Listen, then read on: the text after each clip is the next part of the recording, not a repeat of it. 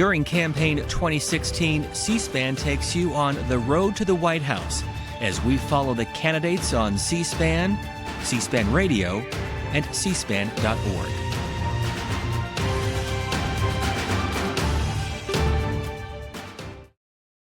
Thank you. Our next candidate is Sam Sloan of the Bronx, New York.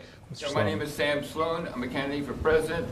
I was born in America. My parents were both born in America. My 4 grandparents were all born in America, and all but 2 of my great-grandparents were born in America. We came over from Ireland and Sweden in the early or middle 1800s.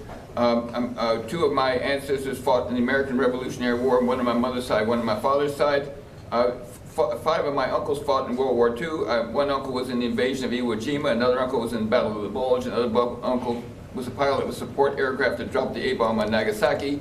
3 of my children, I have 8 children and 5 grandchildren. 3 of my children are in the U.S. military now. I have one daughter who served 4 years in the war in Iraq as a U.S. Marine. Another son is in the U.S. Marines, and a third son is in the Army, just got back. My son in the U.S. Marines is getting ready to go to Iraq now, except if I'm elected president, he will not be going to Iraq because all our troops will be brought back. There will be no troops sending overseas. We will stop dropping bombs in Iraq, Iran, Syria, and all these other countries in the world we keep dropping bombs on. We will withdraw all our force from all these wars that are going on all over the world, and we will not pay any other countries to fight wars either. Those countries got to defend themselves with their own money. We're not going to be involved in all these wars all around the world, especially in the Middle East. The Republicans, they want to drop bombs in Iran, Iraq, Syria, and Afghanistan, and they want to start a whole bunch of new wars. There's even one Republican candidate who wants to start a war with Russia, if you've been paying attention to what's going on in the other side of the party. What would propel you into the top tier, as it were?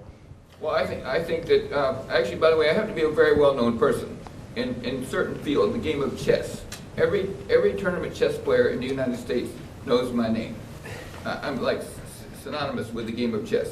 I'm very controversial, it's true, in the game of chess. I'm also a top player in Chinese chess. I'm one of the best players in the world in Chinese chess and a former master of international chess. And I also play Thai chess and Japanese chess too at the world championship level. So I'm at championship level in 4 games. Everybody in the world who plays these games knows my name. And if I could get into a debate with Hillary, I'm sure I could beat her because even though she's a great candidate and she will be the next president, Hillary is going to be elected. This is a fact. But we just have to face reality. But if I could actually get into a debate against her, I think I could win, and I think I could win the election. But that's not going to happen, I don't think. But we can hope for a miracle. I live in an immigrant neighborhood, the Morris Heights section of the Bronx. I'm the only person on my street who was actually born in the USA, not counting Puerto Rico. I speak about 15 languages. Yo puedo hablar español muy bien. I live with immigrants all the time. Most of the people in my building are from Africa, like Nigeria, Burkina Faso. A guy down the street, 5 blocks down the street, you know what happened to him? The police thought he was a mistake, by mistake, thought he was a burglar or something like that, so they shot him 17 times. And that's my issue on black rights. The poor guy's name is Amador Diallo. He lived 5 blocks down the street from me. We just simply cannot open our doors to everybody to come here. And we've got to have some control over the borders, even though the people in my neighborhood predominantly did come here illegally, I think. But nevertheless, and they're here, and good citizens, no problem with them at all. I never had any trouble myself. But we just can't open the borders to all these people.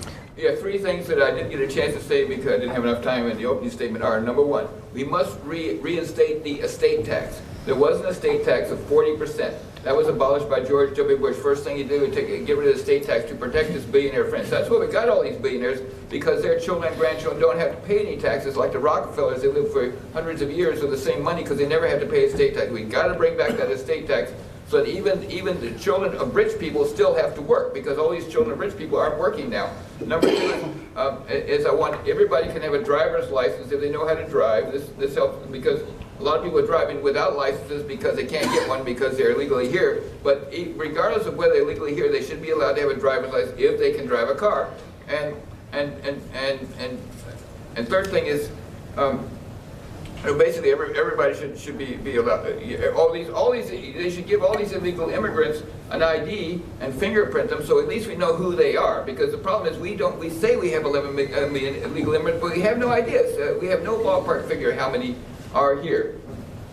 Another question is adoptee rights. 6 million Americans have been adopted. I'm an expert on finding the birth parents of these people who've been adopted. Every day I find more parents, children who've been given away for adoption. As long as they're over 21 years old, I can find the parents and I can find the children. And this is one of my hobbies, but there should be a law that anybody over the age of 21 should have a right to their own birth certificate, because if they've been adopted and they don't have the right to their own birth certificate. Let's get a round of applause for our Democratic candidates. Thank you all for sharing your views and putting yourself forward as candidates. Have a good night.